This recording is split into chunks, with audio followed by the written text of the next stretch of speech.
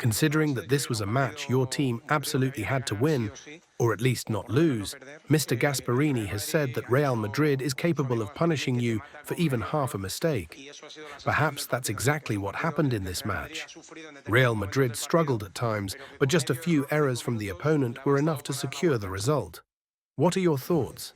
Yes, I think we played a complete match on fighting, suffering, and working hard. As I've said before, despite all the difficulties we've been experiencing, we're still here. We have to approach every match like this.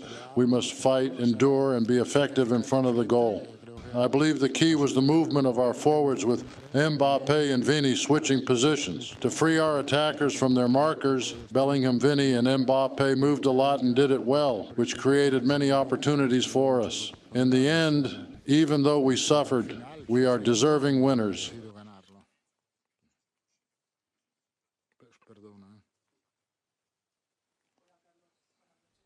How is Mbappe doing right now? On the other hand, statistically, the team ran more than the opponent today for the first time in this tournament this season.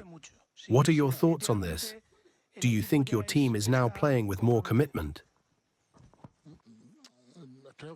I think it was a very demanding match because Atalanta is a physically challenging team. I believe we fought hard and competed well in a match with many duels. We won some of those, especially in the first half. And we also had a lot of mobility in attack. In the end, the result was good. We are very happy now because this is an important victory, not just for the 3 points, but also because it gives us a boost heading into the holiday season. This is a key moment in the season. If we're still alive before the holidays, things will go better in the second half of the season. That's because we'll start to recover more players. Vini returned to play today. Rodrigo was able to play part of the match. And soon Camavinga will be back. So we just have to hang on until the holidays.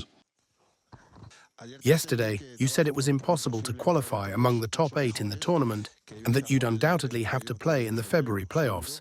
Does this victory change your perspective, knowing that if you win the last 2 matches, you might be among the top 8 in the standings? It's possible, maybe. I'm not entirely sure that even with 15 points we would be in the top 8. But our objective is very clear. We have to win the last 2 matches. Today you suffered another injury with Mbappe. Do you feel there's a kind of injury paranoia within the team? Do you know what the issue is? Now, honestly, we don't know. We only know that the schedule is very demanding. And because our squad is so depleted, we can't rotate the players. So we simply have to endure it. We don't have any other choice. Unlike other matches, today Real Madrid started very well, and everyone seemed to clearly understand the game plan. How much did Mbappe's injury during the match affect the plan? Mbappe started the match very well, scoring a fantastic goal and having another chance to score. But as I said before, the key was the movement of the attacking players. In the second half, Vini dropped deeper to pull the opposing defender out of position. And we scored the 3rd goal through a positional switch between Vini and Bellingham. I think Mbappe could have contributed much more, especially since Rodrigo is just returning from injury and wasn't 100% recovered, though he did everything he could. If Mbappe had been on the pitch, we might have played even better. Yesterday, you said that today's match was only worth 3 points. But now you admit that this victory is important emotionally. Have you noticed any changes in the players' attitude, physical condition, or style of play?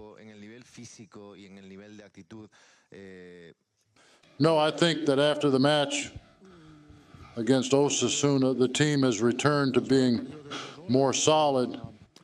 The team is now working harder and has greater collective commitment. Honestly, we lost 2 matches against very strong opponents, but we never gave the impression that the team was lost. I believe this victory will help the team a lot because it reflects the team's quality and commitment.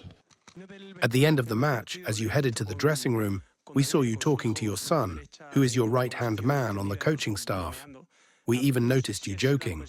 Seeing you two, perhaps as father and son, or as coach and assistant, do you feel like a weight has been lifted off your shoulders after the defeats at Anfield and San Mamés? Yes, obviously this victory is a breath of fresh air for us. That's what it means to us. It allows us to prepare for the 2 remaining Champions League matches, which will conclude in January. We hope that by January we will also be in better shape because we'll have more players back. But yes, today we're much calmer than we were yesterday. What went through your mind in the final seconds of the match when the Atalanta forward was left alone in front of the goal without Courtois to defend it? What did I think? I didn't think anything because I didn't have time to. By the time I saw the attacker there, the ball had already gone over the goal. That was a good sign, a very good sign, actually. You currently don't have much room for rotations due to the tight schedule and the many injuries, leaving you with fewer players available. When you recover more players in 2025, do you think you will make more rotations? Don't you think this would at least reduce the risk of so many injuries? Well, that means there will be more competition among my players.